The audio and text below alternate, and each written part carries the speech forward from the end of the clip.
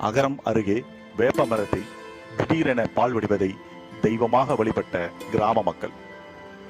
கிருஷ்ணகிரி மாவட்டம் போச்சம்பள்ளி அடுத்த அகரம் சொண்டகாப்பட்டி கிராமத்தின் அருகே உள்ள சின்னக்குட்டை என்னுமிடத்தில் கைலாசம் என்பவருக்கு சொந்தமான 25 வயது மதிக்கத்தக்க வேப்ப மரத்திலிருந்து திடீரென பால் வருவதை கிராம மக்கள் ஆச்சரியத்துடன் கூட்டம் கூட்டமாக சென்று பார்த்து வழிபட்டு வருகின்றனர். இதனை காண வந்த ஒரு மூதாட்டிக்கு அருள் வந்து என்ன சொன்னாங்கன்னு நீங்களே கேளுங்களேன்.